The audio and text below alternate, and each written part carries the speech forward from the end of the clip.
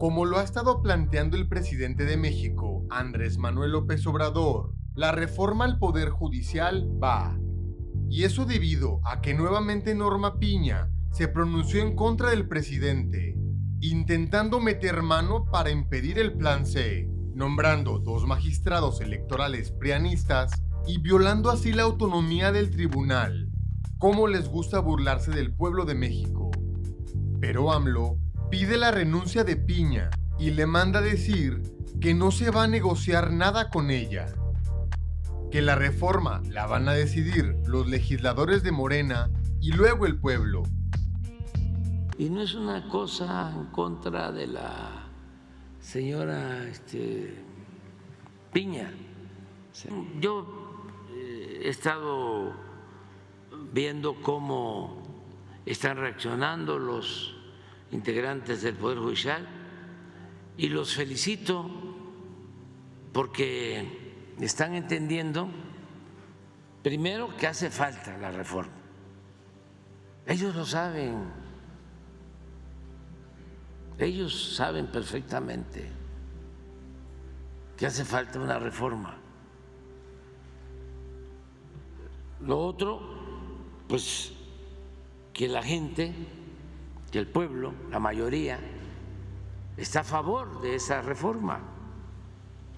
¿Cómo ir en contra de la voluntad de millones de mexicanos? Descafeinada a cambio de que la ministra Piña renuncie a la presidencia de la Es que no hace falta que renuncie nadie, es nada más que continúe el debate, ¿sí?, sobre la necesidad de la reforma, hacer un buen análisis, un buen diagnóstico. Ya nosotros presentamos una iniciativa de ley, que se revise, que se vean los tiempos, los procedimientos que se deben de aplicar, que se fijen los tiempos para la elección y que se inicie el proceso con una convocatoria en donde puedan ya inscribirse los aspirantes de acuerdo a los requisitos. No, pero no, eso es el tiempo de la corrupción y del autoritarismo. No deben haber ese tipo de negociaciones. O sea, ¿mande? Aunque se vaya, va a haber la reforma. Aunque renuncie ella, va a haber la reforma. No, es que no es una concertación como era la costumbre en la época de, ¿cómo se llama?, Salinas. No. Que sea de conformidad con la Constitución y de conformidad con la ley. El procedimiento está muy claro. ¿Sí? El presidente, el titular del Ejecutivo, tiene facultad para enviar al Congreso una reforma a la Constitución. Ese es el procedimiento. Ya la enviamos. Entonces, el Congreso revisa, discute, analiza y aprueba en su caso la reforma, incluso modifica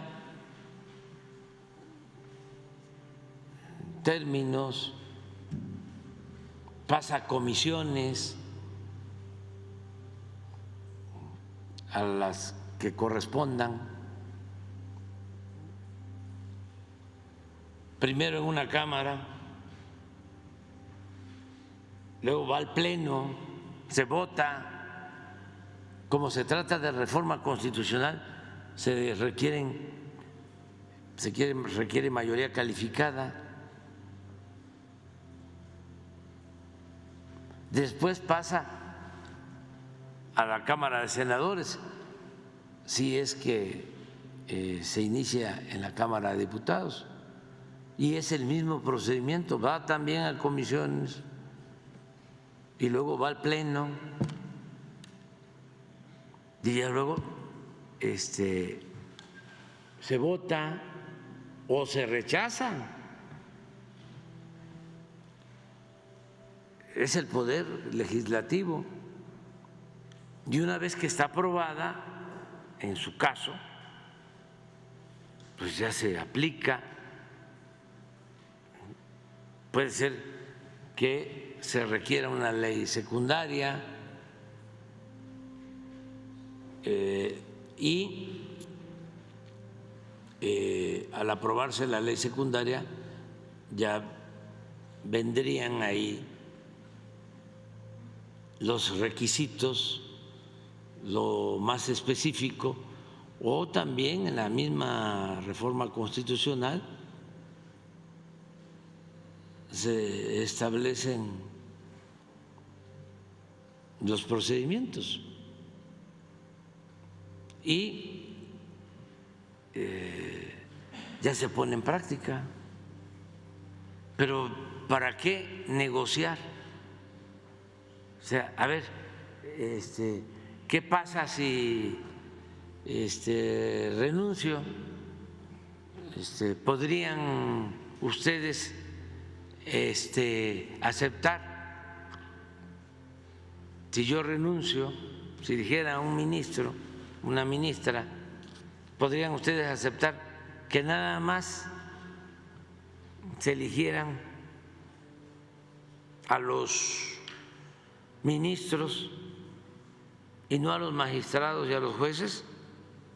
No, no.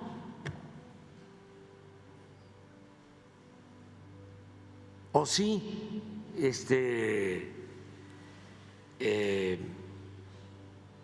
aceptamos, renunciamos, o vamos a aprobar la reforma, pero que no dejemos nuestros cargos hasta dentro de 3 años. No, que lo decida la legislatura y luego que lo decida el pueblo. Pero la verdad, van bien en el poder legislativo, y no es una cosa en contra de la señora Piña, que uno no puede aceptar o compartir, pero no solo es ella.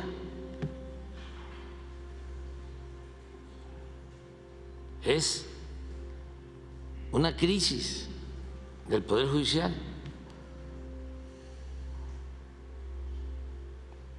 ¿Y cómo se enfrenta una crisis? ¿Cómo se enfrenta una decadencia? Pues con una reforma, con una transformación, no parchando. ¿Qué hizo el presidente Zedillo? Quitó a los ministros, claro, negociado. Eso se podría, nada más que no debe seguirse con esas prácticas. Eso no ayuda. Negociado porque a todos les dio su pensión vitalicia, bono y todo, ¿sí? Bien atendidos. Y él puso a los nuevos, ¿Y qué se resolvió? Nada.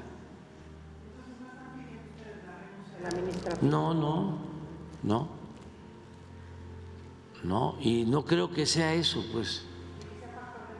Para descafeinarla. No. Eso de descafeinado. Sí. Sí. Eso lo inventaron los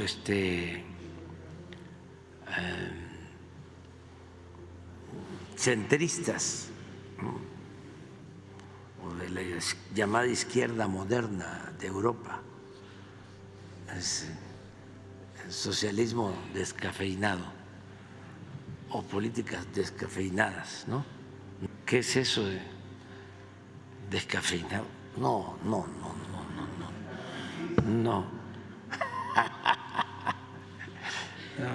No, Claudia,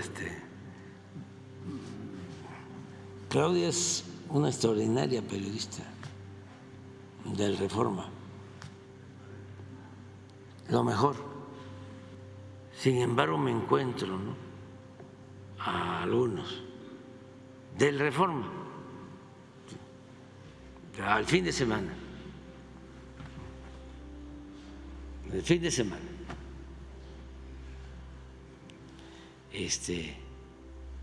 Estamos con la presidenta, acababa de sacar este periódico famoso, pero muy calumniador y mentiroso, el Wall Street Journal, ¿no?,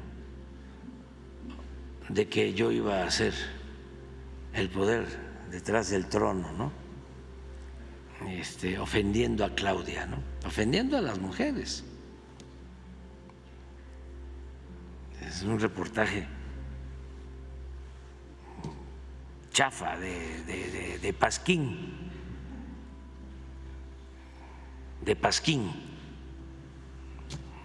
un bodrio. Y que, bueno, yo voy a estar en Palenque, pero desde allá, ¿no?, voy a estar manejando todo.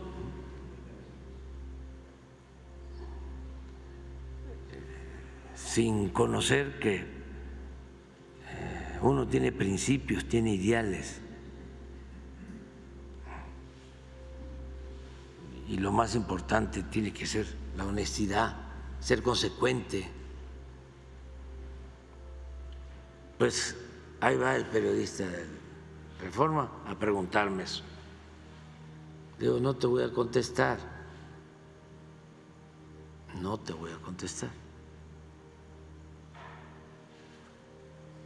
porque no nos quieren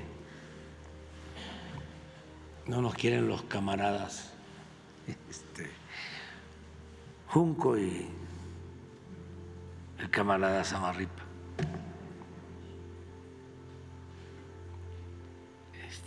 Y le dije a él, y no es contigo, ¿no?, son los de arriba. Ayer yo ni lo vi, pero escuché que Claudia, la presidenta, sí contestó al Reforma, ¿no?, porque ponen de que los expertos, eso es mucho del periodismo de derecha, conservador, y del Reforma.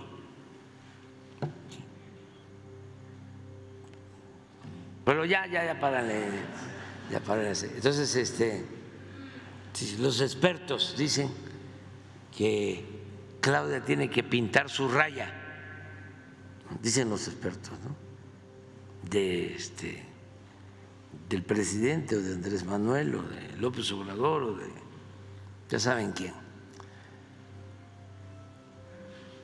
¿Y por qué les preocupa tanto si yo ya voy a jubilarme en menos de 3 meses?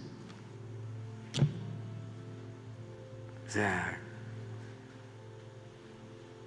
hasta periodísticamente, ¿no?, no tiene sentido,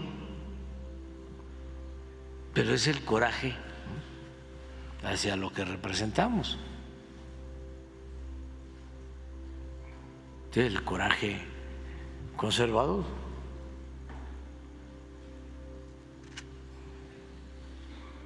Pero bueno, así están las cosas, sin embargo no todos, ¿no? Y hasta los que no nos ven con buenos ojos merecen nuestro respeto, ¿no? No se deben de enojar.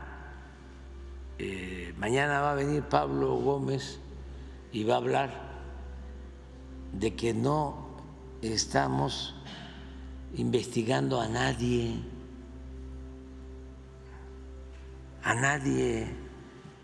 que Loret se vaya de vacaciones, o sea, que no se preocupe, no. Imagínense, nosotros que fuimos espiados, perseguidos, que padecimos de guerras sucias, ¿vamos a hacer eso? ¿Vamos a hacer lo mismo? Seríamos unos incongruentes, indignos, estaríamos traicionándonos a nosotros mismos. Y eso nunca, jamás.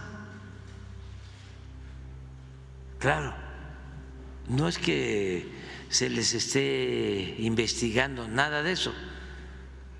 Es que no les fue bien, porque quien se entrega, como decía un crítico literario, quien se entrega por entero a la mentira, pierde la imaginación, pierde el talento, pierde todo. Entonces, pensaron de que podían seguir haciendo el periodismo de siempre. Fíjense una cosa, y no es chauvinismo, es nada más reafirmar lo que es México, que es nuestro país. No por este gobierno, no por este momento, sino lo que es México por su fortaleza cultural de siglos y por su historia política fecunda. ¿Qué cosa se ha hecho en México? La actualidad es un ejemplo, nuestro país, a nivel mundial, en lo económico, en lo político, en lo social, en lo cultural.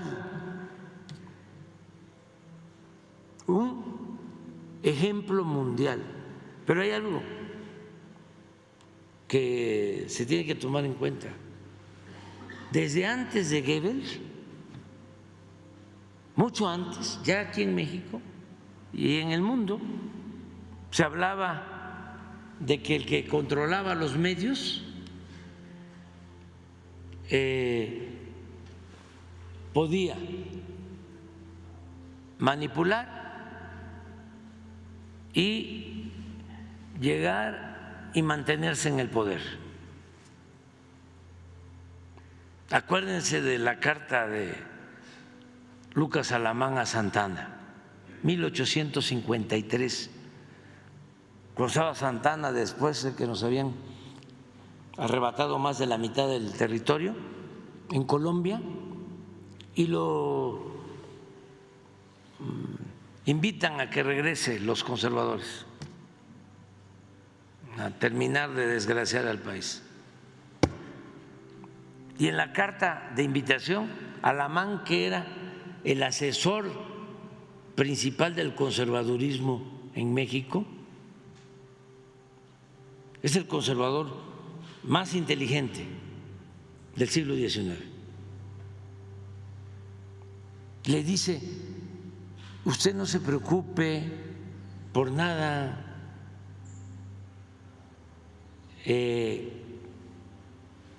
Le van a aplaudir cuando regrese, a pesar de la tragedia que había significado el perder más de la mitad de nuestro territorio. Y el argumento de Alamán es, entonces, no se preocupe porque nosotros somos los dueños o tenemos, ¿sí?, el control de los principales periódicos de la capital y de los estados. Y en efecto, llega Santana por Veracruz y en todo el camino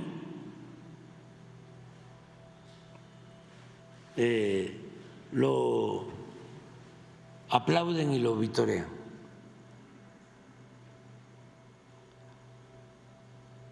Estamos hablando de 100 años, casi 100 años antes de Goebbels, que decía lo mismo.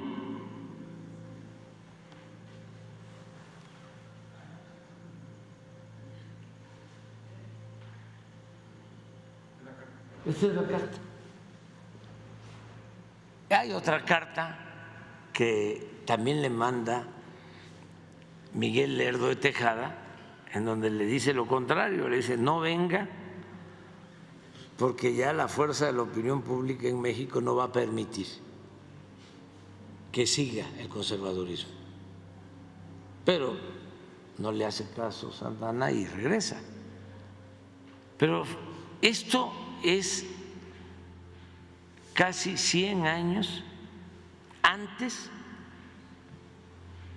de que el propagandista de Hitler, Goebbels, dice: una mentira que se repite muchas veces puede convertirse en verdad. ¿Sí? Y es el artífice del manejo propagandístico durante el fascismo.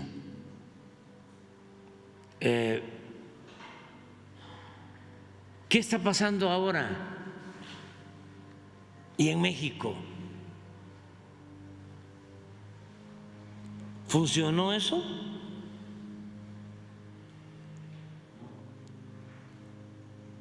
Ya no. Cuando menos, ya no tuvo todo el efecto o la eficacia que tenía antes. Todo eso lo tenemos que celebrar.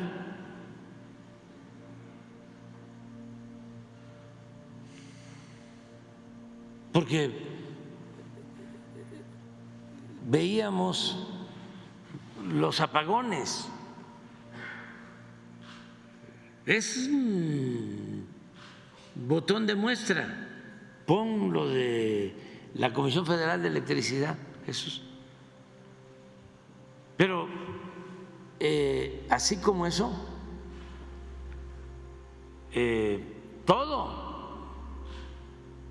todas las campañas, lo que enfrenté yo, o sigo enfrentando, del narcopresidente, o lo que hacía el Universal y el Reforma y Televisa contra Rocío Nale en Veracruz.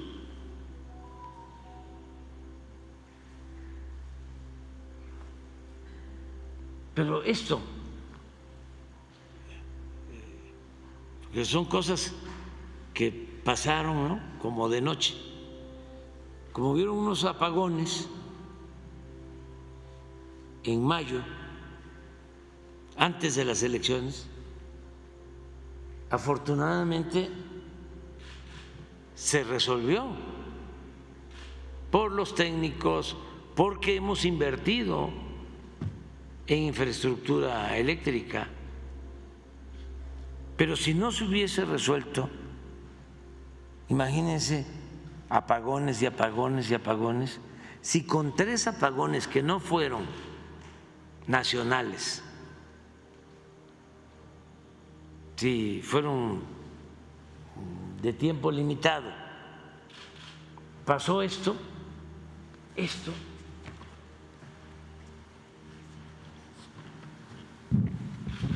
4.251 notas de periódicos, me imagino que de radio también,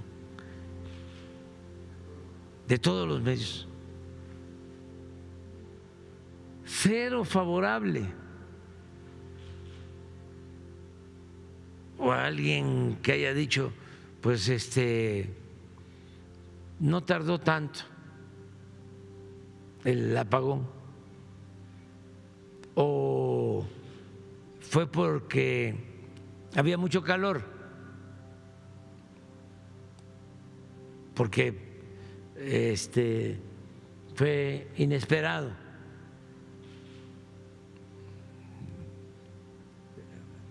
Subió mucho la temperatura. No, nada. 1% neutral, nada más informó. Pero en contra, 99%. Entonces, ¿cómo, a pesar de todo ese bombardeo de medios, aquí en la ciudad, que es donde se concentran los llamados medios nacionales,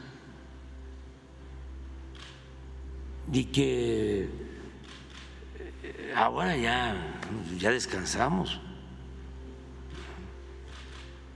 pero terminaba uno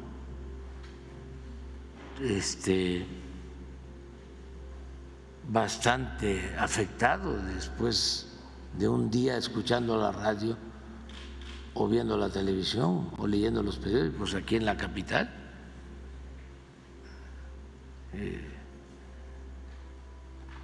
Nos dejaban medios turulentos, ¿no?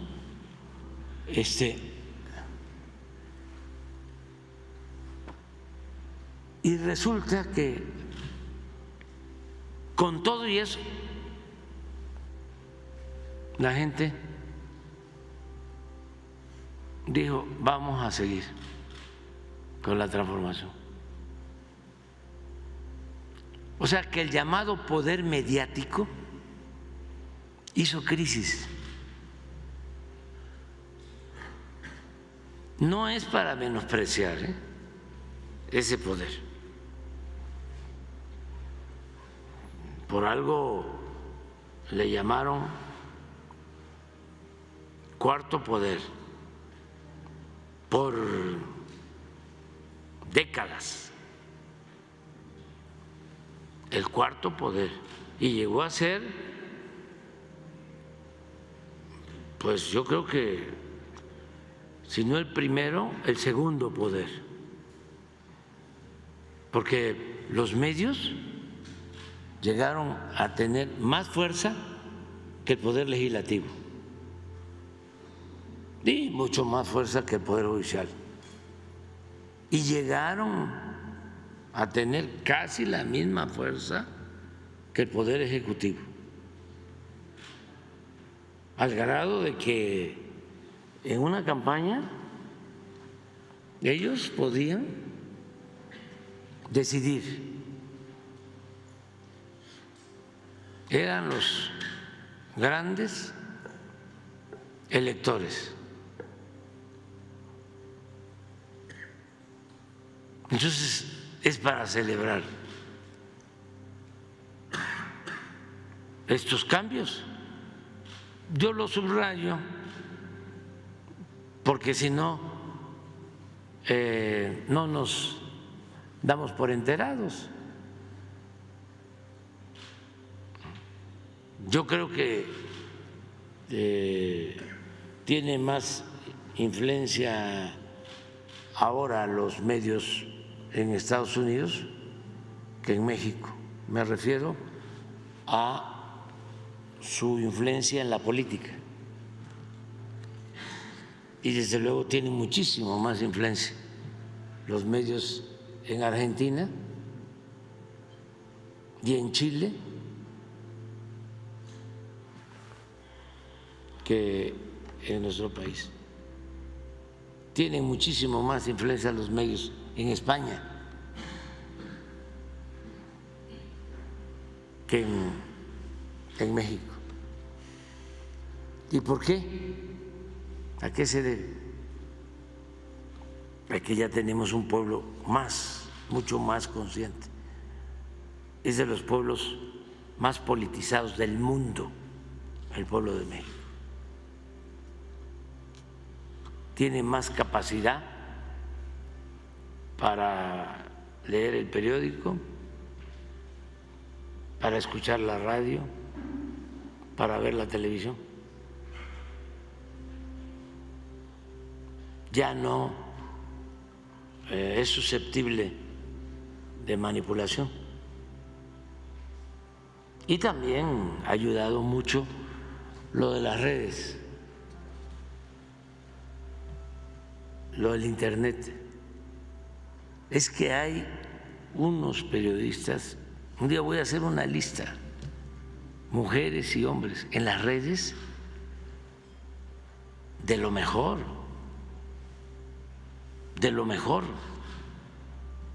muchísimo mejor que estos famosos que ganan 4 o 5 millones de pesos mensuales, pero análisis en las redes de primer orden. Y eso pues antes no había. Antes nada más era Televisa, Azteca, pues 2. Y en el periodismo, La Jornada, El Universal, el Reforma cuando surge en la época de Salinas. ¿Cuál otro así? Bueno, también apareció El Financiero en la época del neoliberalismo, y el otro, El Economista,